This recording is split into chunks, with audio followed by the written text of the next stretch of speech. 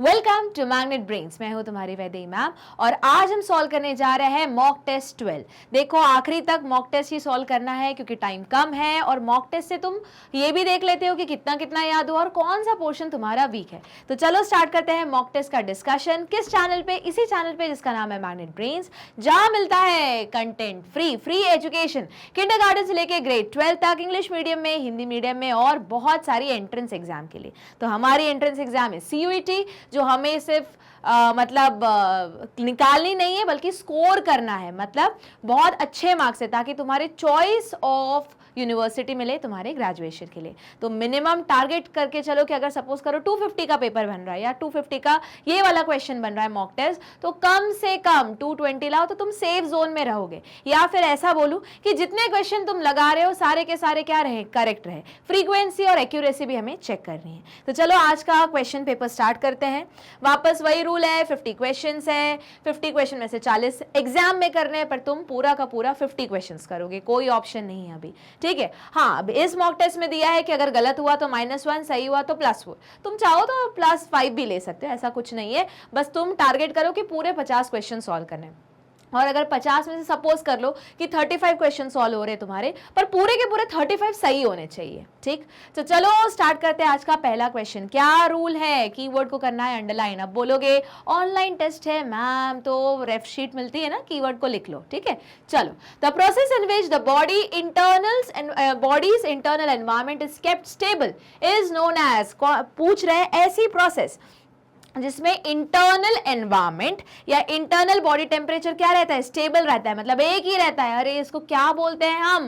Warm blooded organism बोलते हैं या फिर होम्योस्टैसिस। ऑप्शन देखने की भी जरूरत नहीं, वैसे ही सॉल्व हो जाएगा। तो देखो क्या रहा आंसर? होम्योस्टैसिस। अब ज्योमेट्री तो नहीं हुआ। एक्लिमेटाइजेशन तो वो क्या है? जब हम कोई हाइट पे जाते हैं तो कुछ टाइम के लिए वहां रुकते ताकि बॉडी एक्लिमेटाइज हो जाए, एडेप्ट हो जाए उस पर्टिकुलर एनवायरमेंट से, फिजियोलॉजिकल एडेप्टेशन हो जाए, उसको एक्लिमेटाइजेशन बोलते हैं। टेम्परेचर कांस्टेंट चल रहा है तो उसको होम्योस्टैसिस ही बोलेंगे। और एडेप्टेशन जो कहीं चेंज हो रहा है और तुम एनवायरमेंट में अडेप्ट करो उसको एडेप्टेशन बोलते हैं। तो करेक्ट आंसर क्या है? Homeostasis. Homeostasis is the property of a system that regulate it internal and tend to maintain a stable relative constant condition of properties such as temperature और pH। कैसे किया जाता है होम्योस्टैसिस? थर्मोरेगुलेशन से and osmoregulation से। इसी का दूसरा नाम वार्म ब्लडेड ऑर्गेनिज्म। एक और नाम जो ऑर्गेनिज्म ये होम्योस्टैसिस करते हैं, रेगुलेटर्स। और ये किसमें होता है? बर्ड्स एंड मैमल्स, ठीक। चलो अगले क्वेश्चन पे आते हैं। Which of the following type of interaction occurs in predator and parasitism? तो भैया प्रेडेटर में, प्रेडेटर फायदे में रहता है, मतलब प्लस में रहता है, और जो बेचारा प्रे हो तो गायब ही हो जाता है, जीरो, ठीक है। या जीरो बोल के नेगेटिव चला गया, जीरो याद करो, तुम्हारी बुक में जीरो मतलब अनएफेक्टेड को लिखा हुआ है, ठीक है। तो नेगेटिव में। पैरासाइट में, जो पैरासाइट है वो पॉजिटिव में रहेगा, होस्ट है जो नेगेटिव में रहेगा, मतलब प्लस और माइनस का इंटरैक्शन है। तो तुम्हारा ऑप्शन है प्लस माइनस वाला सी। अभी अपने मन से नहीं बोल रही हूँ, ये तुम्हारे एनसीईआरटी में एक टेबल दिया हुआ है जिसमें रिलेशनशिप्स दिए हैं और उसके प्लस माइनस सिंबल दिए हुए। तो प्लस मतलब पॉजिटिव, नेगेटिव मतलब कुछ नुकसान हो रहा है, जीरो मतलब अनएफेक्टेड, ठीक है। जैसे तुमने पढ़ा होगा अमेंसिलिज्म एंड कमेंसिलिज्म में। चलो देख लो। प्रेडेटरिज्म occurs when member of one species eat the other species, while parasitism occur when one member of the species parasite on the other body. In this case one member of the species is benefited, इसलिए plus, while the other member of the species is harmed, तो negative. चलो move करते हैं question number 3 पे। Lactose operon produces enzyme. तो lac operon basically structural gene है, 3 enzyme बनाता है, lac Z, lac Y, lac A.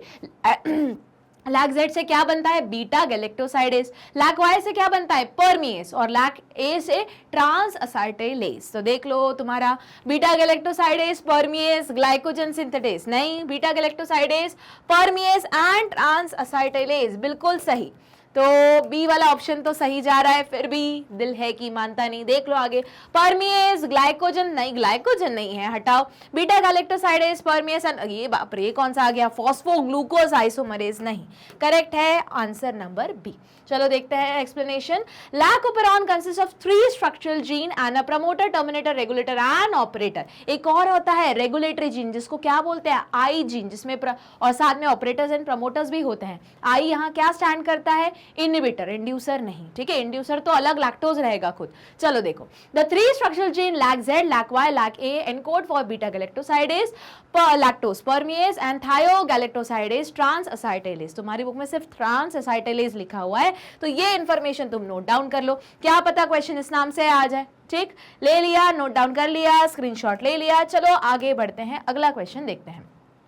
Appropriate measures to reduce overall greenhouse gas emission are the committees of, कहाँ हुआ था डिस्कशन ताकि overall green house gas का emission कम हुआ जा सके। ये तुम्हारी बुक का ही स्टेटमेंट है, 2 ही स्टेटमेंट दिए हुए हैं तुम्हारी बुक में, एक अर्थ समिट के बारे में मेंशन है और क्योटो प्रोटोकॉल, तो ये तो एकदम सीधा सीधा आंसर हो गया। The Kyoto protocol is an international agreement that aim to reduce carbon dioxide emission and the presence of greenhouse gas in the atmosphere. The Montreal Protocol finalized in 1987 is a global agreement to protect the stratospheric ozone layer by phasing out the production and consumption of ozone depletion substance. Environmental Act is an act to provide the protection and improvement of environment and for matter connected with it. The Earth Summit referred to the UN conference held in Rio de Janeiro in 1992. The purpose of the Earth Summit was to address issues concerning environmental protection and socio economic development. तो 4 चीजें दी है, उसी पे questions आएंगे। अब याद रखना ये क्वेश्चन ऐसा है कि तुमको जनरल अवेयरनेस वाले सेक्शन में भी पूछा जा सकता है क्योंकि जनरल नॉलेज है, और साथ में बायो में तो तुमको पढ़ना ही है। चलो मूव करते हैं अगले क्वेश्चन पे। Question number 5, which one of the following is not a function of an ecosystem. तो इकोसिस्टम का क्या फंक्शन नहीं है? एनर्जी फ्लो, अरे फंक्शन है, पूछा है नहीं है, काट दो। डीकंपोजिशन, फंक्शन है, पूछा है नहीं है, काट दो। प्रोडक्टिविटी, अरे तो पहला ही स्ट्राटोस्फेयर नहीं, पहला ही जो लेयर रहती है, अगर हम पिरामिड देखते हैं तो उसका पहला ही प्रोडक्टिविटी होती है, तो पूछा है नहीं है इसलिए काट दो। स्ट्रैटिफिकेशन फॉरेस्ट का होता है, इकोसिस्टम का नहीं, तो करेक्ट आंसर है D, stratification. 4 important functional aspect of ecosystem are productivity, जो प्रोड्यूसर्स करते हैं, डीकंपोजिशन, जो डीकंपोज जब कोई ऑर्गेनिज्म मर जाता है तो जो डीकंपोजर्स होते हैं उसमें से एनर्जी ले लेते हैं, ठीक है, और वापस खुद की ग्रोथ करते हैं। एनर्जी फ्लो, जो producer, consumer, primary consumer, secondary consumer, tertiary consumer, ये इस तरह होती है। न्यूट्रिएंट साइक्लिंग, यही साइकिल पूरी की पूरे रोटेट हो रही है तो उसको न्यूट्रिएंट साइकिल बोलते हैं। Stratification is the occurrence of vertical zonation in the ecosystem and indicate the presence of favourable environmental condition. Stratification word तुमने कहां पढ़ा था कि अगर दूर से फॉरेस्ट देखा तो फॉरेस्ट को कितने लेयर्स में डिवाइड कर सकते हैं? 3 लेयर, एक को बोलता 4 में, एक को हम कैनोपी बोल सकते हैं, टॉल ट्री, फिर आएंगे हर्ब्स, फिर आएंगे शर्ब्स, फिर आएंगे ग्रासेस। याद आया? चलो मूव करते हैं अगले क्वेश्चन पे। In India we find mangoes with different flavour, colours, fibre content, sugar content and even shelf life. The large variation is an account of, याद करो ये तुम्हारी बुक का ही स्टेटमेंट दिया हुआ है जहां पे उन्होंने मैंगोज के बारे में बात की कि हमारे पास 1000+ वेराइटीज है, राइस के बारे में बात की जहां पे सिर्फ बासमती राइस की 10,000 वेराइटीज है, और ये तुम सब पढ़ चुके हैं किसके अंदर? जेनेटिक डाइवर्सिटी के अंदर। तो यही क्वेश्चन पूछ लिया है डायरेक्ट का डायरेक्ट, ठीक। चलो मूव करें, तो genetic diversity is a diversity in the number of types of gene as well as chromosome present in different species and the variation in the gene that and their allele in the same species. Genetic variation in raw Wolffia vomitoria, याद करो तुम्हारी book में वॉमिटोरिया के बारे में बात किया गया है, सर्पेंटिना भी है, पर कंफ्यूज मत होना। रॉ वॉल्फिया जिसमें एक एल्कोलॉइड के कॉन्सेंट्रेशन के बारे में बात की गई है, ठीक है। More than 50,000 Rauwolfia vomitoria indicate genetic diversity. Another example is the presence of more than 50,000 genetically diversity of strain. याद करो बुक में लिखा है 10,000 तो सिर्फ बासमती चावल की है, and 1000 variety of mango in India. क्या इजी? चलो मूव करते हैं आगे। Question number 7, Earth Summit at Rio de Janeiro was related to, लो अभी आ गया, थोड़ी देर पहले एक आंसर की में इसका मेंशन था, वही उन्होंने क्वेश्चन पूछ लिया, किसके बारे में था? Conservation of environment. चलो, तो Earth Summit at Rio de Janeiro कब हुआ था? 1992, was related to conservation of environment. Question number 8, why is the concentration of ozone is less over the north and south pole. सीधा सीधा पूछ रहा है कि बताओ ओजोन लेयर डिप्लीशन के पीछे राज क्या है? राज नहीं है, सबको पता है, CFC एमिशन हुआ जिसने क्या किया? ओजोन लेयर को डिकम्पोज कर दिया O2 में और नेसेंट ऑक्सीजन में। अब बोलोगे ये कहां मिलेगा? ये मिलेगा तुम्हारी बुक के सबसे आखिरी चैप्टर एटमॉस्फेरिक पोल्यूशन में, ठीक है। देखो जरा, तो CFC accumulate only in area where the air is cold, ठीक है, अपन को मोस्ट एप्रोप्रिएट जाना है। CFC use is highest in this area लिया है, हाईएस्ट नहीं है, सब जाके ठंडी एरिया में जाके स्टिक हो जाता है CFC, ठीक है। CFC stick to frozen water vapour and able to act as catalyst, बिल्कुल सही, देखो ये भी सही है, एयर इज कोल्ड, पर ज्यादा करेक्ट है कि फ्रोजन वाटर वेपर में और फिर कैटलिस्ट की तरह काम कर रहा है, ठीक है। अब ये मत बोलना कि मैम ये क्वेश्चन गलत है, क्वेश्चन सही है, तुमको मोस्ट करेक्ट को चूज करना है, मोस्ट अप्रोप्रिएट को।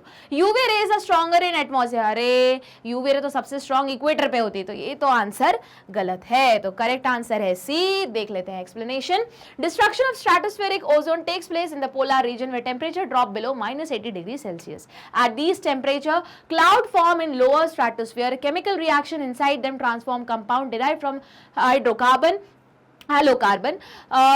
which are harmless to ozone into active compound. These processes lead to the rapid destruction of ozone when sunlight return over the pole. In Antarctic, the ozone hole which result from the destruction of over half the total ozone content in spring is a recurring phenomena due to extremely low temperature in the stratosphere every winter.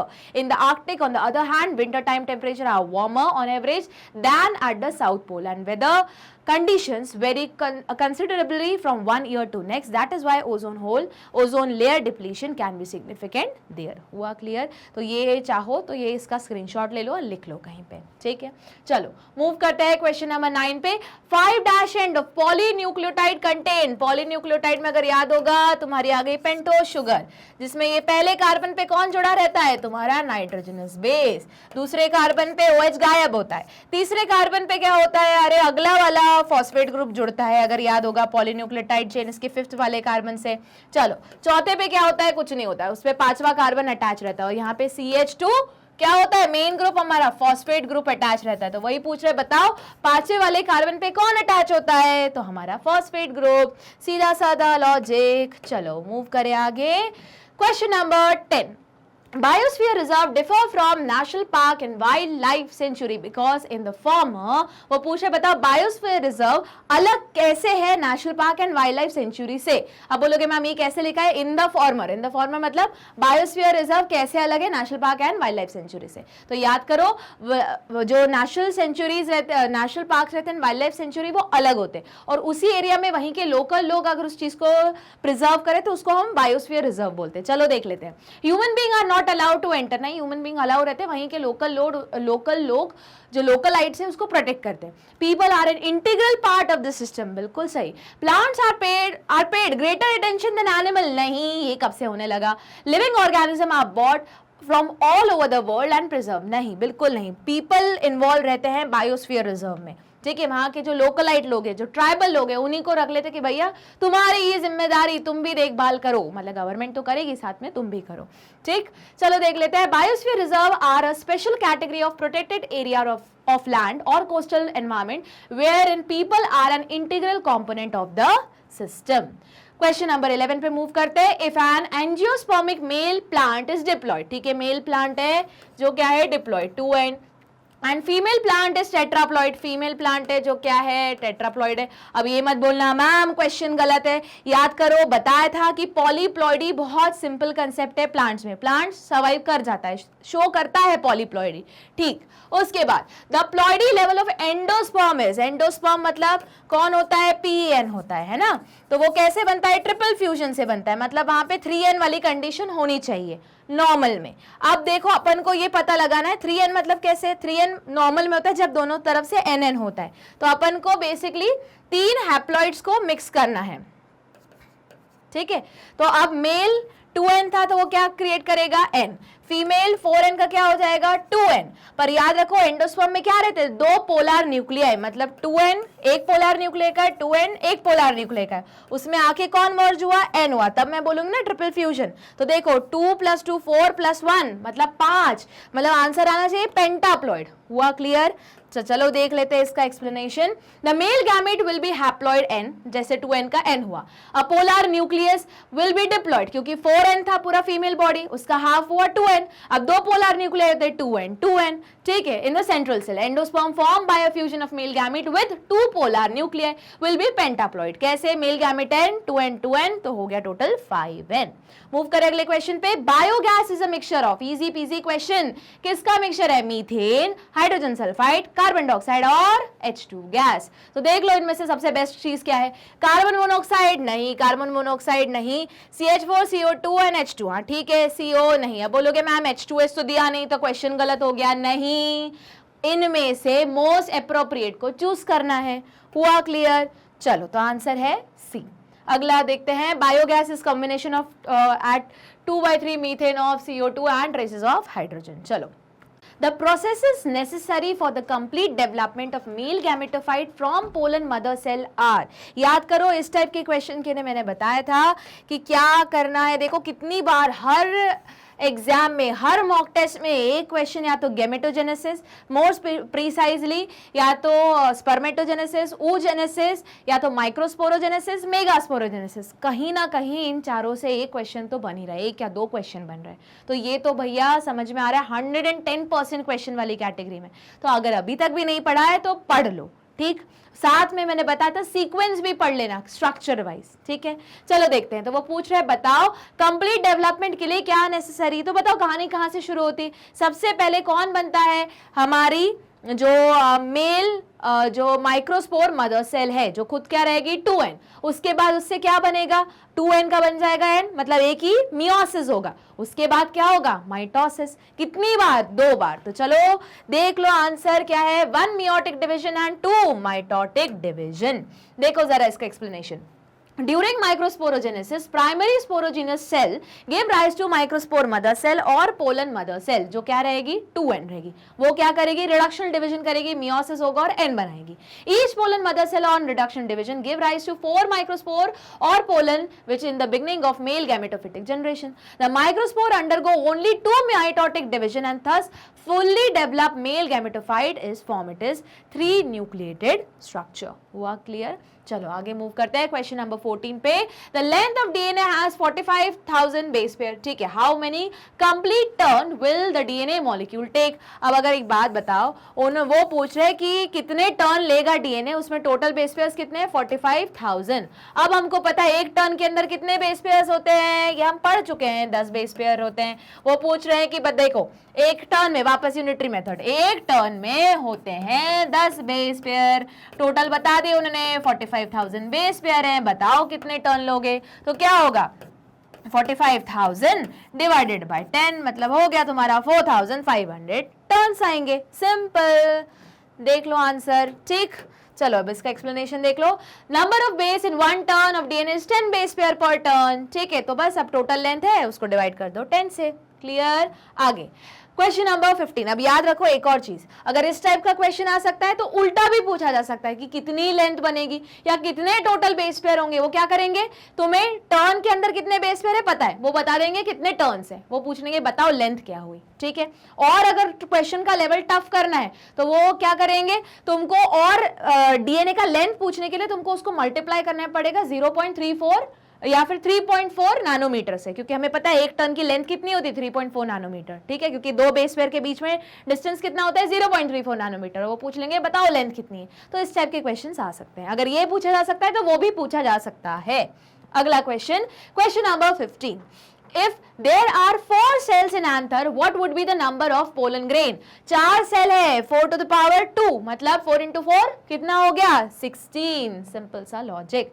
चलो 4 microspore mother cell in anther on reduction division will give rise to 16 microspores। याद करो reduction division में 2 क्यों बोला ये भी समझो। Reduction division मतलब मियोसिस, मियोसिस में कितने डॉटर सेल बनते हैं, 2 बार डिवीजन होता है, इसलिए मैंने इकट्ठे 2 बोल दिया, ठीक।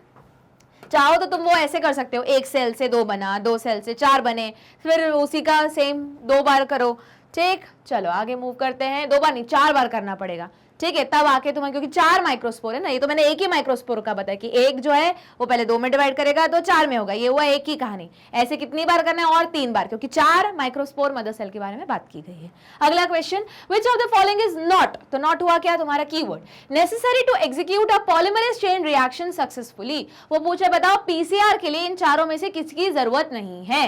देख लो, ऑल 4 डीएनए बेसेस। अच्छा, शॉर्ट डीएनए बेस प्राइमर, भैया प्राइमर तो चाहिए होता है, पूछा है है नॉट, हटाओ। डीएनए पॉलीमरेज चाहिए है, कैसा पॉलीमरेज है ये अलग बात है, ये टैग पॉलीमरेज है ना, तो ये चाहिए, हटाओ।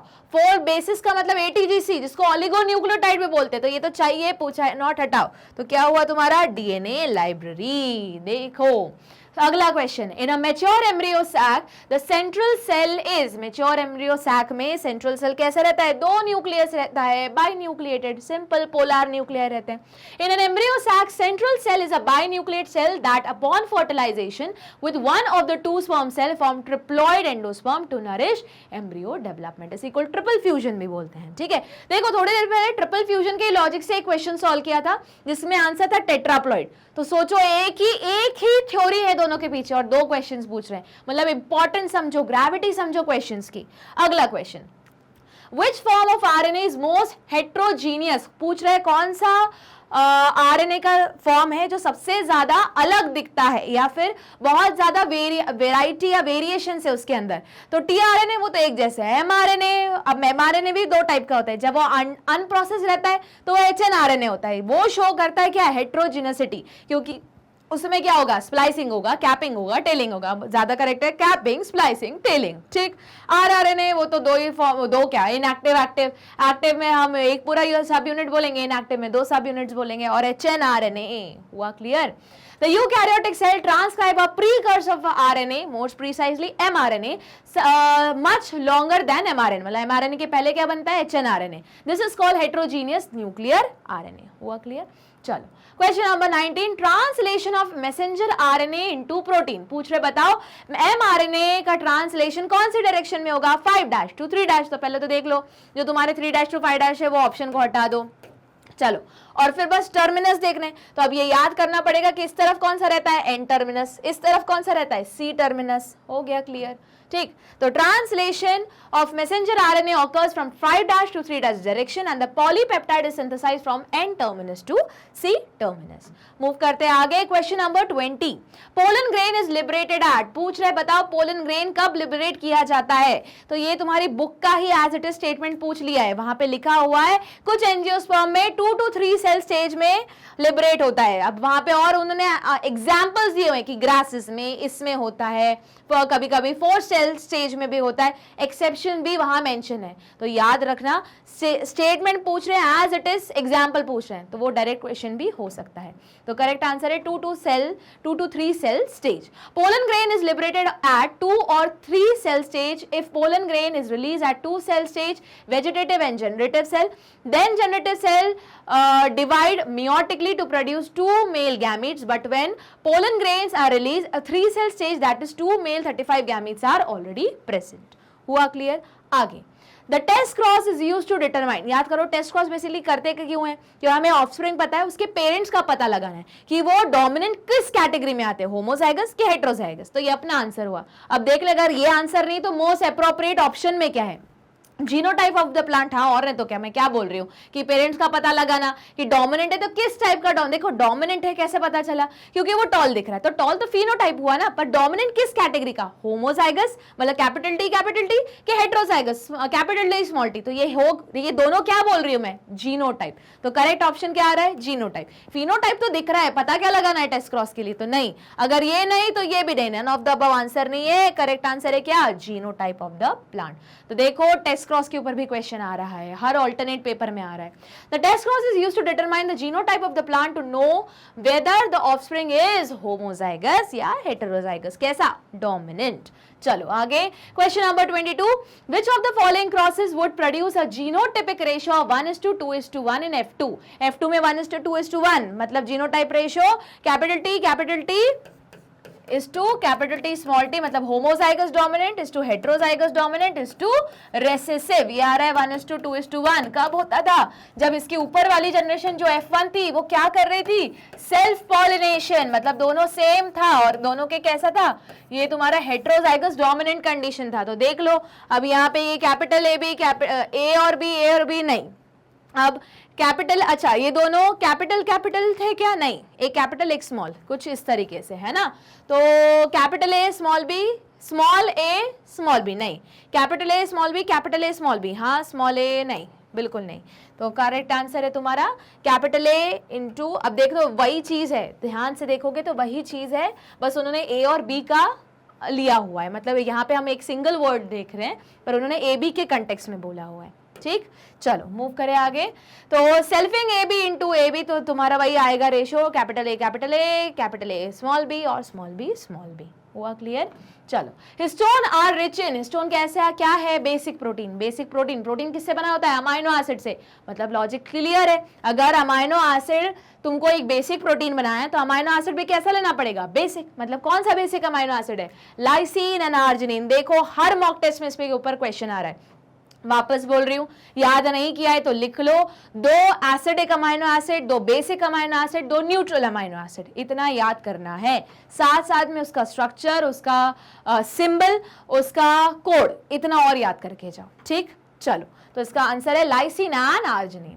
Question number 24, if the gene encoding the lac repressor is mutated, वो बोल रहे हैं जो जीन कोड कर रहा है लैक रिप्रेसर को, जल्दी बताओ लैक रिप्रेसर कौन, मतलब लैक जो रिप्रेसर प्रोटीन है वो कहां पे लगता था, तुम्हारे ऑपरेटर वाली जगह पे लगता था, याद आया? अच्छा, लैक रिप्रेसर कौन बनाता था, एक mRNA प्रोड्यूस होता था, और mRNA किसके द्वारा बनाया जाता था, आई के द्वारा बनाया जाता था।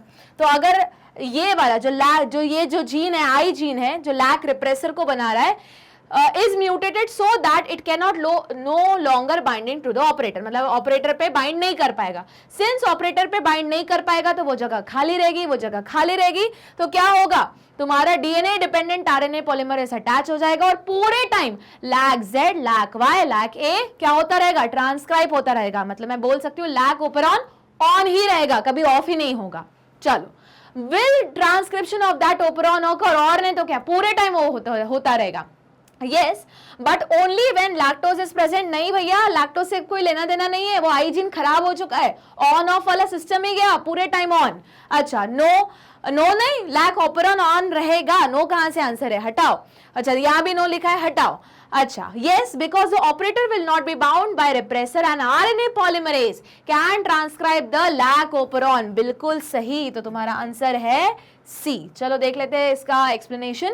If the lac operon is non functional, it can not bind to the operator site and transcription of the lac operon will occur at all time. कहा ना मैंने, क्योंकि वो उसको बंद करने वाला ही मैकेनिज्म खत्म हो गया, तो वो तो ऑन ही रहेगा, फिर भले वेदर और नॉट लैक्टोज इज प्रेजेंट, मतलब लैक्टोज प्रेजेंट हो या ना हो। याद करो, मैंने बताया था कि लैक ओपरॉन सिर्फ तभी ट्रिगर होगा, देखो ऑन हमेशा माइन्यूट क्वांटिटी में ऑन रहता है, ठीक है, क्योंकि बुरे दिनों की तैयारी करता रहता है बैक्टीरिया। इन केस ग्लूकोज खत्म हो गया तो लैक्टोज पे शिफ्ट करना पड़ेगा, इसलिए बहुत कम क्वांटिटी में लैक ओपरॉन एक्सप्रेस होता रहता है। पर सपोज ग्लूकोज खत्म ही हो गया तो फिर वो पूरा शिफ्ट हो जाता है, बल्क लेवल में जीन एक्सप्रेशन होता है लैक ओपरॉन का। ठीक, पर इस केस में अब ये ग्लूकोज और लैक्टोज के क्या बोलते हैं पूरे कंसेंट्रेशन पे उसको कुछ मतलब ही नहीं है, जो बंद करने वाला है वही खराब हो गया, तो लैक ओपरॉन तो हमेशा पूरे टाइम क्या होता रहेगा, एक्सप्रेस होता रहेगा। चलो मूव करते हैं क्वेश्चन नंबर 25 पे। According to the concept of species area relationship, क्या बोलते हैं, देखो ये भी तुम्हारे 12th बोर्ड में आया था। क्या बोलता है स्पीशीज एरिया रिलेशनशिप, कि जैसे जैसे एरिया एक्सप्लोर करोगे स्पीशीज का नंबर या स्पीशीज की डाइवर्सिटी बढ़ती जाएगी, but up to a limit. याद आ गया, रेक्टेंगुलर हाइपरबोला। चलो देख लेते हैं, the number of species in an area increase with the size of an area. हाँ बोल सकते हैं। अब इससे बेटर आंसर मिला तो उसके ऊपर जाएंगे। Large species require larger habitat area than do smaller species, नहीं।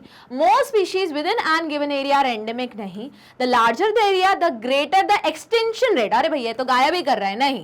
तो आंसर क्या हुआ, ए। अगर यही सेम स्टेटमेंट लिखा रहता पर एक और वर्ड लिखा रहता up to a certain limit, तो तुम्हारा आंसर ए से चेंज होके जो मैं बोला वो उसमें शिफ्ट हो जाता, ठीक है। या फिर ये नहीं लिखा रहता, एक वर्ड लिखा, 2 वर्ड लिखा रहता रेक्टेंगुलर हाइपरबोला, तो तुम्हारा आंसर ए भी नहीं होता, वही आंसर हो जाता, ठीक है। चलो मूव करते हैं इसके एक्सप्लेनेशन पे और आते हैं क्वेश्चन नंबर 26 पे। In semi conservative replication of DNA in the cell, अब वो पूछ रहे बताओ सेमी कंजर्वेटिव रेप्लिकेशन हो रहा है, बताओ सेमी कंजर्वेटिव मतलब दोनों स्ट्रैंड 2 अलग अलग स्ट्रैंड में कन्वर्ट हो जाएंगी, एक स्ट्रैंड पुरानी रहेगी, एक स्ट्रैंड नई रहेगी, ठीक है। तो पुरानी वाली स्ट्रैंड को हम बोलेंगे क्या, पेरेंटल डीएनए, और नई वाली स्ट्रैंड जो फॉर्म होगी उसको हम बोलेंगे डॉटर डीएनए, ठीक है। अब देखो each of the original strand is acting as a template for a new strand. हाँ बिल्कुल बोल सकते हैं, क्योंकि न्यू स्ट्रैंड बनाने के लिए पुरानी वाली स्ट्रैंड को पढ़ना पड़ेगा। और दोनों स्ट्रैंड पेरेंट डीएनए इसलिए बोले क्योंकि दोनों क्या कर रहे हैं, टेम्पलेट जैसा काम कर रहे हैं। सही है, पर वापस और अच्छे आंसर ढूंढेंगे। अगर अच्छे आंसर मिल गए तो वो आंसर बन जाएगा। याद रखना है, मोस्ट अप्रोप्रिएट वाला कंसेप्ट लगेगा। अगर कुछ नहीं मिला तो यही आंसर है। आगे, only one of the original strand is acting as a template for new strand. नहीं, गलत। रेप्लिकेशन में दोनों स्ट्रैंड टेम्पलेट जैसा काम करती है। जल्दी बताओ कौन सी प्रोसेस में सिर्फ एक स्ट्रैंड टेम्पलेट जैसा काम करती है? ट्रांसक्रिप्शन में। तो अगर यहां पे रेप्लिकेशन की जगह पे लिखा होता ट्रांसक्रिप्शन तो तुम्हारा ऑप्शन बी आंसर होता। ठीक, चलो सी क्या बोल रहा है। The complete separation of the original strand, the synthesis of a new strand and the reassembly of the double molecule occur. हाँ ये ठीक है, पर ज्यादा करेक्ट क्या है, टेम्पलेट वाला। और complete separation of the original strand, synthesis, ये सब कुछ साइमल्टेनियसली होता है, तो ये ठीक है, पर वापस मोस्ट अप्रोप्रिएट क्या आ रहा है, ए आ रहा है। The use of the original double stranded molecule as a template without unwinding occur. अब विदाउट अनवाइंडिंग कैसे काम होगा? हेलिकेज जब तक अपना एक्शन नहीं दिखाएगा, पॉलीमरेज उसको रीड ही नहीं कर पाएगा, तो ये भी गलत है। तो करेक्ट आंसर ऑप्शन क्या हुआ तुम्हारा, ए। During semi-conservative replication of DNA, 2 copies of the original DNA molecule are produced, each of which contain one original strand and other newly synthesized strand. हुआ clear? चलो, तो 2 मॉलिक्यूल प्रोड्यूस हो रहे हैं, okay, ठीक, और दोनों टेम्पलेट जैसा ऐड कर रहे हैं। Each of the original strand is acting as a template for a new strand. चलो मूव करें आगे, क्वेश्चन नंबर 27 पे। Milk secreted from the cell of alveoli of mammary lobe reaches nipple through lactiferous duct L, mammary duct M, mammary tubule T and mammary ampulla A in the following। तो देखो मैंने कहा था तुमको कि reproductive structure का sequence भी पूछा जा सकता है। अभी तक वो क्वेश्चन से रिप्रोडक्टिव स्ट्रक्चर पे आते थे कि पूरा फीमेल रिप्रोडक्टिव स्ट्रक्चर या स्पर्म कहाँ से निकल रहा है, बना कहाँ से और निकल कहाँ से रहा है, उसका ऑर्डर बताओ। अब ये लोग शिफ्ट हो गए किस पे, secondary sexual character memory gland पे। अब इसका भी तुमको स्ट्रक्चर क्या है याद करना पड़ेगा, क्यों एनसीईआरटी में पूरा डायग्राम दिया हुआ है। ठीक है, तो चलो सॉल्व करते हैं। उन्होंने पूछा है सबसे पहले बताओ क्या आता है, तो सबसे पहले भैया मेमोरी ट्यूब्यूल्स आता है। उसके बाद क्या आता है तुम्हारा, मेमोरी डक्ट आता है। छोटे छोटे ट्यूब्स है, बन के क्या बना, छोटे छोटे ट्यूब्यूल्स है ना, उसके बाद वो बन के एक डक्ट बना देती है। डक्ट क्या करती है, एक एम्पुलर रीजन बनाती है और फिर उससे लैक्टिफेरस डक्ट बाहर आती है। मतलब सीक्वेंस आना चाहिए, पहले तुम्हारा आएगा टी, तो टी पहले आएगा। अब देखो टी पहला तो एक ही ऑप्शन में, तो ये आ गया तुम्हारा TMAL। ठीक, ये भी यहाँ भी डिडक्शन मेथड लग सकता है। चलो तो देख लो explanation. The glandular tissue of each breast is divided into 15 to 20 mammary lobes which contain cluster of cell called alveoli. याद रखना यहाँ भी वही एल्वियोलाई है, लंग्स में भी एल्वियोलाई होता है, पर वहां एल्वियोलाई में डिफ्यूजन होता है, एक्सचेंज होता है, वहां सिंपल स्क्वामस टिश्यू रहती है ना। और यहाँ पे क्या हो रहा है, टूट टूट के वही सेल टूट के बाहर निकल रहे हैं, अलग कहानी है, दोनों का नाम एल्वियोलाई ही। चलो, the cells of alveoli secrete milk which is stored in the cavity lumen of alveoli. The alveoli open mammary tubule, छोटे छोटे ट्यूब में ओपन हुई। The tubule of each lobe joined to form a mammary duct, छोटे छोटे tubes एक छोटा सा duct बनाया। अब डक्ट कहाँ जाएगा, सेवरल mammary duct, मतलब छोटी छोटी पाइप हुई थोड़ी बड़ी पाइप में, अब बड़े बड़े पाइप मर्ज होंगे एक बड़ा पाइप में, जिसका नाम क्या है, mammary duct joined form to form a wider mammary ampulla A which is connected to a lactiferous duct L through which milk is sucked out। हुआ क्लियर?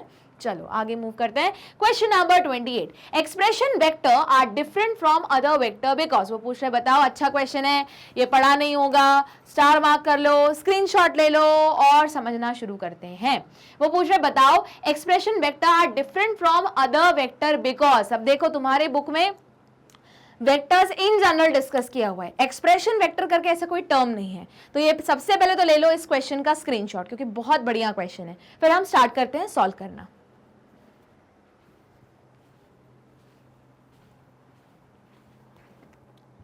तो चलो देखो, एक्सप्रेशन वेक्टर मतलब बेसिकली वो वेक्टर जिससे पता चलेगा कि तुम्हारा ट्रांसफॉर्मेंट नॉन ट्रांसफॉर्मेंट हुआ है कि नहीं। तो जल्दी बताओ, एक्सप्रेशन वेक्टर जो तुम्हारे प्लाज्मिड भी दिया हुआ है क्या होना चाहिए उसमें, सबसे पहले तो सिलेक्टेबल मार्कर, तभी तो वो एक्सप्रेस करेगा खुद को, किसकी मदद से, सिलेक्टेबल मार्कर की वजह से। सिर्फ सिलेक्टेबल मार्कर चाहिए क्या, नहीं, उसमें क्या होना चाहिए, ओरिजिन ऑफ साइट या ओरिजिन ऑफ रेप्लिकेशन जिसको ओराई बोलते हैं वो भी होना चाहिए। तो चलो देख लेते हैं इन चारों में से मोस्ट अप्रोप्रिएट क्या आंसर आ रहा है। कंटेन ड्रग रेजिस्टेंट मार्कर, हाँ ये होना चाहिए, पर और भी चीजें होनी चाहिए, तो ये अभी तो सही चल रहा है तो टिक मारो, ठीक है। कंटेन टेलोमियर्स, नहीं भैया टेलोमियर्स के बारे में बात नहीं कर रहे हैं।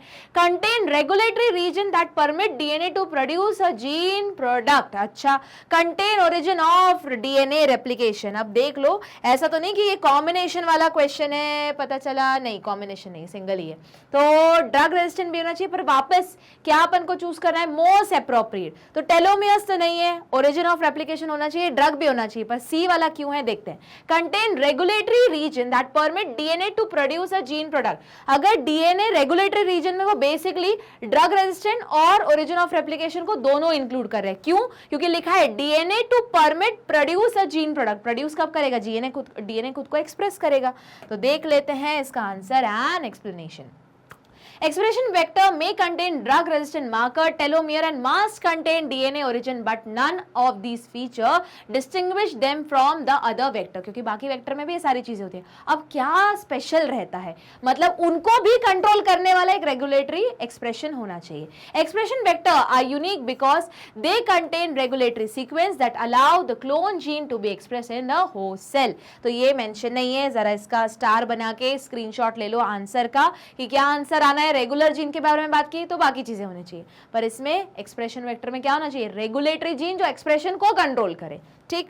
चलो मूव करते हैं आगे, question number 29। The immune system is involved in, किसमें इन्वॉल्व है, डिस्ट्रक्शन ऑफ एब्नॉर्मल और mutant cell type that arise within the body, हाँ इसको भी खत्म करने में करता है। एलर्जिक रिस्पॉन्स, हाँ आईजी तो रिस्पॉन्सिबल है mast cell. Rejection of organ transplant, और नहीं तो क्या, टी हेल्पर लिम्फोसाइट, तो ऑल ऑफ द अबव। वापस जब ऑल ऑफ द अबव हो और 3 में से 2 110% कंफर्म हो, तीसरा ऑप्शन पढ़ो मत, सीधे आंसर मार्क क्या कर दो, D. All the functions are correct. Question number 30. If the person shows the production of interferon, interferon कब बनते जल्दी बताओ, वायरस इन्फेक्टेड सेल होते हैं, ठीक।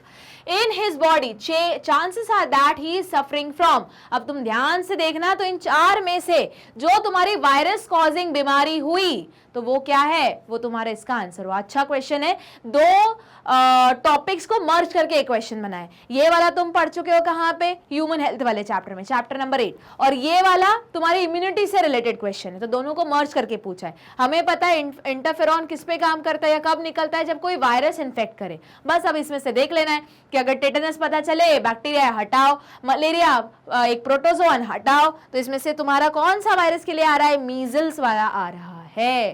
तो देख लो, interferons are the group of signaling protein made and released by host cell in response to the presence of several virus. So chances are that the person is suffering from a viral disease. Among the given option, measles is a viral disease. हुआ clear? चलो आगे move करते हैं। Question number 31. Short-lived immunity acquired from mother to fetus across placenta and through mother's milk to infant is respectively due to, वो पूछ रहे बताओ placenta में कौन सा तुम्हारा एंटीबॉडी है, IG डैश, और मदर्स मिल्क में कौन सा, याद करो मदर्स मिल्क में मैंने बताया था बेसिकली माँ होता है, M और A दोनों, पर NCERT में A लिखा हुआ है तो अपन A पे ही जाएंगे, M मत जाना, नहीं तो ये भी करेक्ट है पर वापस NCERT इस टाइम पे हम प्रेफर करेंगे। तो आखिरी वाला क्या होना चाहिए, ए होना चाहिए। लो अब डिडक्शन मेथड से आधा आंसर आ गया। अब प्लासेंटा वाला भी मेंशन है तुम्हारी बुक में कि प्लासेंटा के थ्रू सिर्फ अकेला एक एंटीबॉडी पास कर पाता है जिसका नाम है आईजीजी, तो करेक्ट आंसर आईजीजी और IgA. IgG is the only antibody that crosses the human placenta and IgA is a abundant antibody found in mother's milk. अच्छा जल्दी बताओ, रेडीमेड एंटीबॉडी पास ऑन हो रही किस टाइप की इम्यूनिटी है, पैसिव इम्यूनिटी। अच्छा पैसिव भी 2 टाइप की होती है, आर्टिफिशियल, नेचुरल। ये कौन से टाइप में आ रही है, नेचुरल, ठीक। आर्टिफिशियल कब आएगी, जब स्नेक बाइट हो जाएगा। चलो आगे मूव करते हैं। Question number 32। A sexually transmitted disease STD symptomised by the development of chance of the genital is caused by the infection of, अब वो पूछ रहे हैं कि बताओ कि ऐसा एसटीडी जो क्या कर रहा है जेनिटल्स पे हमला कर रहा है या उसके ऊपर सिम्टम्स लेके आ रहा है, तो हम क्या बोलेंगे, इन्फेक्शन किस चीज का है। अब ये तुमको याद करना पड़ेगा, ये तुम्हें मिलेगा चैप्टर नंबर 4 में, जहां पे एसटीडी के बारे में बात की हुई है। कौन सा है, ट्रेपेनोमोना पैलिडियम। तो ट्रेपेनोमोना palladium causes syphilis, which is a sexually transmitted disease. In the first stage of this disease, painless ulcer or charces appear on the genital and swelling of the lymph node occur. हुआ clear? तो इतना याद रखना है।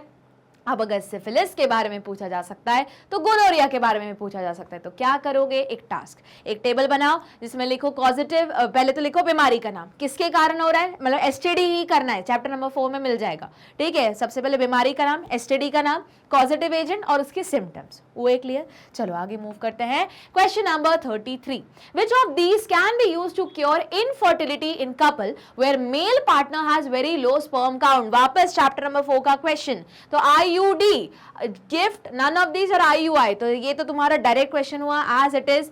पहले के 2 mock test में भी आए थे कि मेल इनफर्टिलिटी को ट्रीट करना है, हो सकता है कि स्पर्म में उतनी एनर्जी ना हो, मोटिलिटी ना हो कि वो क्रॉस करके जाए, तो क्या करना है, इंट्रा यूट्राइन इंजेक्शन, इंसेमिनेशन, ठीक है। In this technique where sperm either from husband or healthy donor are artificially introduce in the uterus to carry out fertilisation. हुआ क्लियर? चलो मूव करते हैं क्वेश्चन नंबर 34 पे। Hugo de Vries gave his mutation theory on the organic evolution while working on, देखो ये भी मैंने बोला था कि चैप्टर नंबर 5 और 6 में से क्या करना है, साइंटिस्ट का नाम लिखना है, क्या किया और कौन सा मॉडल ऑर्गेनिज्म लिया, ये 3 चीजें, तो एक और टेबल बन जाएगा, सीधा सीधे 2-3 क्वेश्चन तुम्हें ऐसे ही मिल जाएंगे। तो ह्यूगो डी वेरीज ने जो म्यूटेशनल थ्योरी दी थी उसमें मॉडल ऑर्गेनिज्म किसको लिया था, जल्दी बताओ, ओइनोथेरा लेमार्कियाना, ठीक है। और बाकी के 2 जो पाइसम सटाइवन मेंडल ने लिया था और ड्रोसोफिला मेगालोस्टर टीएच मॉर्गन ने लिया था, ठीक है। और क्या बच गया तुम्हारा, एंथ्रिया रोजिया, नहीं वो किसी ने नहीं लिया था, से वो ये तीनों के बारे में मेंशन है। ओके मूव करते हैं अगले क्वेश्चन पे। वापस आ गया क्वेश्चन आईयूडी पे, अभी था आईयूआई पे, इंट्रा यूट्राइन इंसेमिनेशन। अब क्वेश्चन है आईयूडी पे, विच of the following is a non medicated intra uterine device, मतलब नॉन मेडिकेटेड है, तो ये याद रखना है, कॉपर टी और मतलब कॉपर टी बेसिकली और कॉपर आर, ये तो केमिकल है क्योंकि कॉपर आयन रिलीज करते हैं जो स्पर्म को किल करते हैं, और LNG-20 ये क्या है, ओरल है, और बाकी तुम्हारा पूछा है non medicated intra uterine device, तो इसका आंसर हुआ लिपेस लू। तो देख लो, CUT एंड C मतलब copper T and CU7 are copper releasing IOD and LNG is a hormone releasing IOD, जो केमिकल मैंने बोला वो हार्मोन रिलीज करते हैं। पूछा है कौन सा वाला, किसके अलावा कौन सा है, तो आंसर आया तुम्हारा लिपेस लू। चलो मूव करते हैं क्वेश्चन नंबर 36 पे। Asexual reproduction is common among, जैसे एसेक्सुअल बोलेंगे तो हम क्या बोलेंगे, यूनिसेलुलर ऑर्गेनिज्म, सीधा सीधा answer. Single cell organism only, हाँ उसी को तो यूनिसेलुलर बोलते हैं, तो बिल्कुल सही। प्लांट्स ओनली नहीं है, प्लांट्स में भी होता है, ओनली वर्ड गलत है इसलिए हटाओ। Animal with simple organisation, animal में किस किस जगह पे होता है with simple organisation, not clear. Single cell animal, plants and animal, नहीं नहीं नहीं नहीं, आंसर क्या है, सिंगल सेल ऑर्गेनिज्म ओनली, ठीक। चलो देखो जरा, asexual reproduction does not involve meiosis but obviously it is a form of mitosis only. जो पेरेंट्स थे वैसे एज इट इज क्या हो गए, ऑफस्प्रिंग हो गए, क्लोन हो गए एक दूसरे के, है ना। चलो, ploidy reduction of fertilization and the offspring is a clone of the parent organization because no exchange of genetic material. Asexual reproduction is the primary form of reproduction for single cell organism such as Archaebacteria, Eubacteria and Protists. Many plants and fungi reproduce asexually as well. वहाँ पे only लिखा था वो गड़बड़ था, and in plants लिखा रहता तो फिर सही रहता, पर उस केस में फिर ऑप्शन ऐसा होता है A and B, ठीक है। चलो मूव करते हैं क्वेश्चन नंबर 37 पे। Seminal plasma in human is rich in, बताओ जल्दी, ये इसी टाइप का क्वेश्चन आया था पिछले वाले मॉक टेस्ट में जिसमें पूछा था कि सेमाइनल प्लाज्मा में कौन सी ग्लैंड्स अपना सीक्रेशन देती है, तो वहां आंसर थे प्रोस्टेट ग्लैंड, बल्बोयूरेथ्रल ग्लैंड और सेमाइनल वेसिकल। अब यहाँ पूछ रहे हैं कि बताओ कौन सा केमिकल है इनमें प्रेजेंट, तो सबसे पहले तो फ्रक्टोज है, तो जिसमें फ्रक्टोज नहीं उसको हटा दो। उसके बाद अगर तुमको याद होगा कैल्शियम भी होता है, तो कैल्शियम जहां नहीं है उसको हटा दो, और क्या रहते हैं, कुछ एंजाइम्स भी होते हैं, तो आखिरी आया डी। देख लेते हैं इसका explanation. Seminal plasma in human is rich in fructose, calcium and certain enzymes. हुआ क्लियर? चलो आगे देखते हैं क्वेश्चन नंबर 38 को। Who propose that the first form of life come from pre existing non living molecule, मतलब सीधे सीधे organic evolution पूछ रहे हैं, तो किसने दिया था, ओपैरन एंड हाल्डेन ने। प्रूफ किसने किया था, मिलर एंड यूरे के एक्सपेरिमेंट ने, उसके ऊपर भी क्वेश्चन था पिछले वाले मॉक टेस्ट में। अच्छा, अगर यही मैंने पूछा किसने बोला था कि एक living cell non living cell living से ही बनता है, तो ये थोड़ा हटके क्वेश्चन हो गया, 11th का हो गया, पर उसका भी आंसर तुम्हें पता होना चाहिए। कौन है? रुडोल्फ वर्चो, ओमनिस सेलुला ई सेलुलोई, है ना। अब यहाँ क्या बोल रहे हैं कि नॉन लिविंग से आ रहा है। वापस किसने बोला था? आप करेक्टली बोला था बहुत सारे लोगों ने था, है ना। वो ये बायोजेनेसिस की थ्योरी क्या बोलती है कि अगर चूहे पैदा करने हैं तो बस एक गेहूं का बोरा लो और भीगी हुई पसीने वाली शर्ट डाल दो, बस उससे हो जाएंगे। गलत। पर करेक्टली किसने करेक्टली हाइपोथेसिस किया, हाइपोथेसिस दी थी? ओपेरन एंड हाल्डेने ने। प्रूफ किसने किया था? मिलर एंड यूरे ने। ठीक, चलो। Oparin of Russia and Haldane of England proposed that the first form of life could have come from pre-existing non-living molecule, example RNA, protein, etc., and that formation of life was preceded by chemical evolution. उसी को organic evolution बोलते हैं। Formation of diverse organic molecule from inorganic molecule। हुआ clear? चलो move करते हैं 39 question पे। Which of the following is the most accurate definition of infection? पूछ रहा है, बताओ सबसे सही डेफिनेशन इन्फेक्शन की कौन सी है। तो देखो जरा, presence of micro organism in the particular location. अरे बहुत सारे माइक्रो ऑर्गेनिज्म हमारे अंदर भी हैं, पर वो हेल्पफुल है, तो ये तो नहीं होगी। ऐसे ऑर्गेनिज्म जो क्या करे, हमको बीमार, बहुत बीमार करने के लिए रिस्पॉन्सिबल हो, तब हम बोलेंगे इन्फेक्शन हुआ है। चलो देख लेते हैं। The disruption of normal host function by micro organism, ये जरूर बोल सकते हैं, है ना। The survival and reproduction of organism in a host, वापस वो ऑर्गेनिज्म अच्छे रहे तो वो तो अच्छी बात है ना ग्रो करने के लिए, तो ये भी नहीं होगा। The appearance of symptom in a host caused by micro organism, हाँ ये भी सही है, पर ज्यादा बेटर क्या है तुम्हारा ऑप्शन बी, क्योंकि हो सकता है सिम्टम कब आएंगे? जब नॉर्मल फंक्शन क्या हो जाएगा? डिसरप्ट हो जाएगा। तो वापस बी भी सही है, डी भी सही है, पर वापस क्या मोस्ट अप्रोप्रिएट कौन सा है? हुआ तुम्हारा ऑप्शन बी। चलो देख लेते हैं इसका explanation.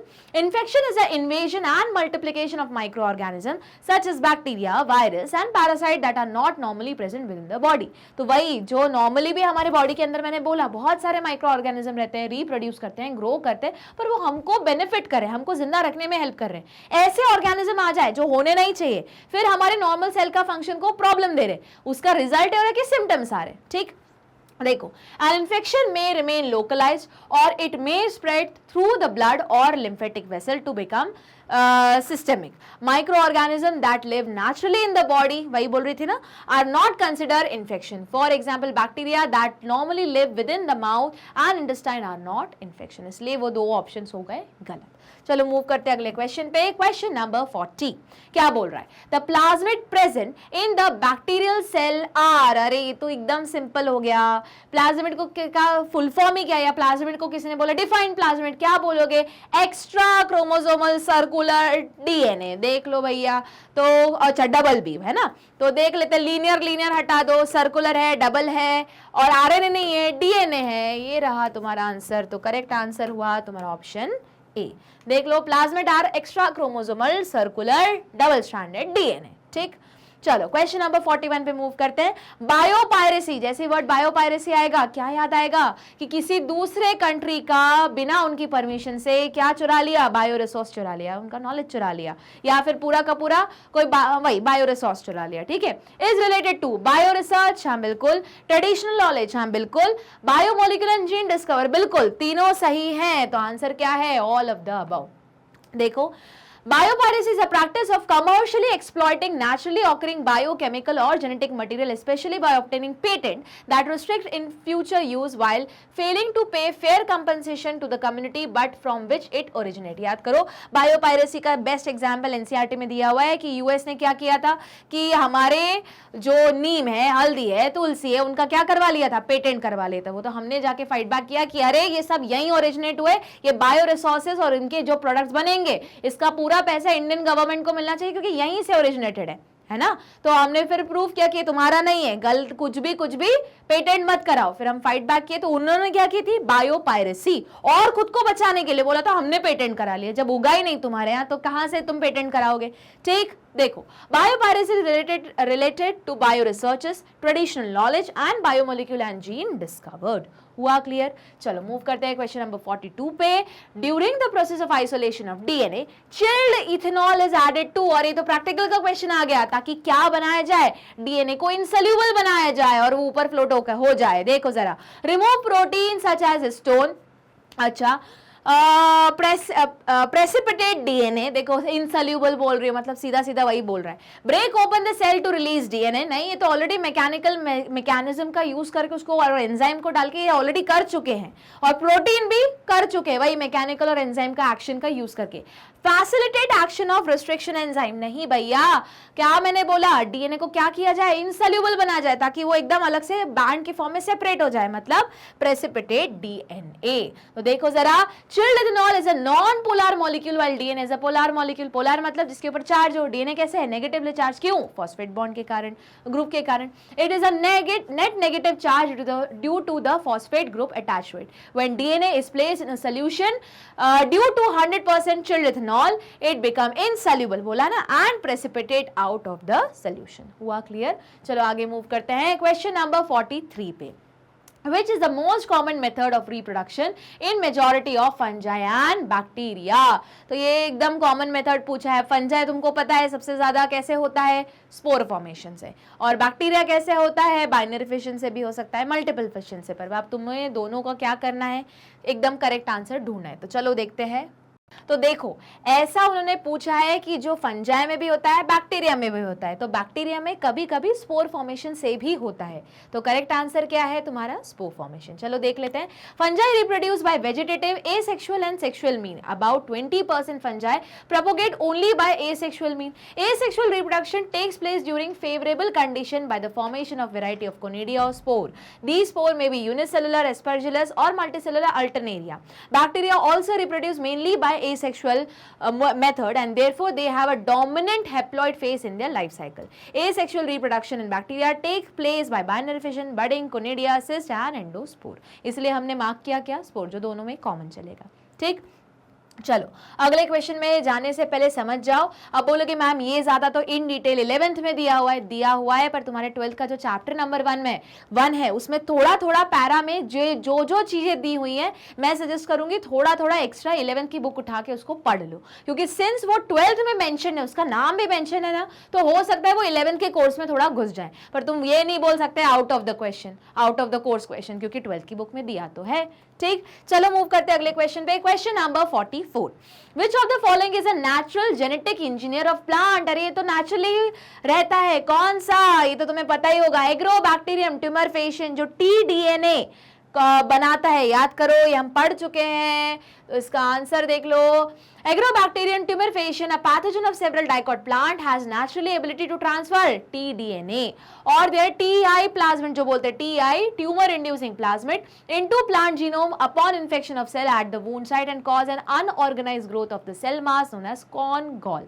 The transformed host genome produce gall. Because of this, Agrobacterium tumefaciens function as natural genetic engineer of plant. हुआ क्लियर? अच्छा, अगर ऐसे मैंने पूछा जल्दी बताओ, नेचुरल जेनेटिक इंजीनियर ऑल मतलब कोई से प्लांट या नहीं, in causing changes in animal cell, तो फिर तुम्हारा आंसर आएगा रेट्रोवायरस। ठीक है, चलो मूव करें आगे। बायोलिस्टिक जीन गन, जैसे बोलोगे बायोलिस्टिक जीन गन, क्या याद आएगा, मॉडिफिकेशन करना है किसमें, प्लांट सेल में, और अगर एनिमल में करना है तो उसको क्या बोलेंगे, माइक्रो इंजेक्शन। ठीक, is suitable for DNA fingerprinting, नहीं, डिसआर्मिंग पैथोजन, नहीं, प्लांट सेल, बिल्कुल सही, construction of recombinant DNA molecule, हाँ रिकॉम्बिनेंट डीएनए मॉलिक्यूल तो है, पर किसमें, प्लांट्स में, तो ट्रांसफॉर्मेशन इन प्लांट्स। हुआ क्लियर? देखो, the gene gun was invented by John C Sanford with Adolf Wolf. अब ये देखो, ये इन्फॉर्मेशन तुम्हारी बुक में नहीं है, तो स्क्रीनशॉट क्या करेंगे, ले लेंगे। A gene gun can be used to genetically infect cell or whole organism with foreign DNA by aiming the barrel of the gene and gun and firing. The microshot projectile in a biolistic gene gun are made up of microscopic or nano size gold or platinum powder, जो तुम्हारी book में लिखा है heavy metals। ठीक है, these expensive powder are soaked in DNA or RNA in raw or plasmid form that are engineered for insertion into the genome of the cell or organism under the gun. High speed में, ये तुम्हारी book में ऐसे लिखा है, high speed में heavy particle के साथ जो भी तुम्हारा एलियन डीएनए या चॉइस ऑफ डीएनए अटैच रहता है और उसको डायरेक्ट इंजेक्ट किया जाता है कहाँ, प्लांट सेल के न्यूक्लियस के अंदर जो उसका डीएनए है। याद आया? चलो मूव करते हैं क्वेश्चन नंबर 46 पर। विच of the following is not पूछा है वाटर बॉर्न डिजीज। तो आजमा क्या है? अस्थमा नहीं, आजमा, ठीक है। क्या है ये? तो वाटर बॉर्न डिजीज है, नहीं एयर बॉर्न डिजीज है। कॉलेरा, अमीबायोसिस, दोनों के दोनों क्या है? Contaminated water. तो तुम्हारा आंसर क्या हुआ? आजमा। ठीक, अब देखो विच of the following BT crop is being grown in India by the farmer. तो है तो बहुत सारे, पर तुमको याद करना है सबसे ज्यादा कॉमन कौन सा है? BT cotton. तो कॉटन हुआ तुम्हारा आंसर। ठीक, अगर ऑल ऑप्शन होता तो तुम ऑल पे जाते, पर सोयाबीन के बारे में नहीं मेंशन है, ब्रिंजल है, टोमेटो है, पर कॉटन ज्यादा वापस मोस्ट अप्रोप्रिएट। ठीक है, चलो तो देख लो। Bt cotton is being grown in India by the farmer. Bt cotton is pest resistant plant which decrease the pesticide use. BT toxin is produced by a bacterium Bacillus thuringiensis. BT toxin gene has been cloned from the bacteria and been expressed in plant to provide resistance to insect without the need of insecticide. Move करें आगे। Question number 48। Golden rice, जैसे golden rice आएगा क्या याद आएगा? जल्दी बताओ। Vitamin A. चलो आगे पढ़ लेते हैं। Is a genetically modified crop plant where the incorporated gene is meant for biosynthesis of, ये तो सीधा सीधा क्वेश्चन हो गया, विटामिन ए। कभी कभी पूछ लेते हैं इसका प्रीकर्सर जो है तुम्हारा बीटा कैरोटीन। तो देखो golden rice or Oryza sativa is a genetically modified crop. It biosynthesize beta carotene which is a precursor of vitamin A. तो कभी कभी बीटा विटामिन ए के नाम से भी क्वेश्चन होगा और बीटा कैरोटीन नाम से भी क्वेश्चन होगा, दोनों सही हैं। ठीक, अच्छा question number 49। Antigen binding site in an antibody. याद करो एंटीबॉडी का स्ट्रक्चर तुमने पढ़ा होगा। तो क्या होता है? 2 हैवी चेन, 2 लाइट चेन, और जो एंटीजन प्रेजेंटिंग साइट या एंटीजन बाइंडिंग साइट कहाँ होती है? एक हैवी चेन और एक लाइट चेन के बीच में, यही पूछ रहे हैं। 2 लाइट, तो कहाँ पे है एंटीबॉडी मतलब एंटीजन बाइंडिंग साइड किसके बीच में? 2 लाइट चेन नहीं, वो तो दोनों अलग अलग है। नहीं, 2 हैवी चेन नहीं, दोनों हैवी चेन तो जुड़ी हुई रहती है डाइसल्फाइड ब्रिजेस से, तो ये तो गलत है। 1 हैवी एंड 1 लाइट चेन, बिल्कुल सही। ईदर बिटवीन 2 लाइट चेन और between 1 heavy and 1 light chain depending upon the nature of antigen. नहीं नहीं नहीं, एक लाइट और एक हैवी चेन। देख लो जरा इसका answer. Antigen binding site is a region on an antibody that bind to antigen. It is compared of one constant and one variable domain of each of the heavy and light chain. Antigen binding site in an antibody is found between one heavy and one light chain. चलो move करते हैं आखिरी question पे, फिर बताना मुझे जल्दी से 50 में से कितने क्वेश्चन सही हुए। ठीक है, और अगर गलत भी हो रहे तो गलत का नंबर बहुत कम होना चाहिए, करेक्ट का नंबर ज्यादा होना चाहिए। चलो देखते हैं।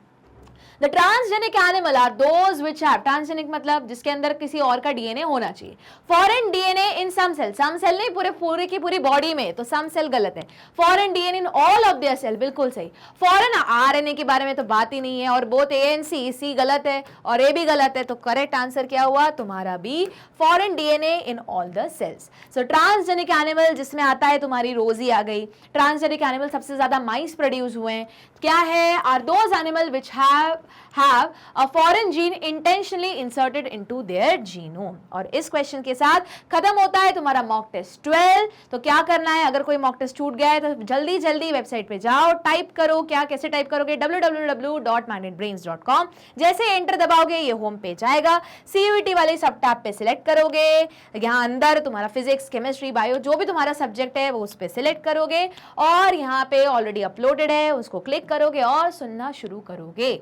और लाइक शेयर सब्सक्राइब करना नहीं भूलना है, बने रहना है मेरे साथ और मैग्नेट ब्रेन्स के साथ। लेके आऊंगी अगले मॉक टेस्ट में, अगला मॉक टेस्ट लेके आते हैं और मिलते हैं हम अगले मॉक टेस्ट में। तब तक पढ़ते रहो और बने रहो मैग्नेट ब्रेन्स के साथ।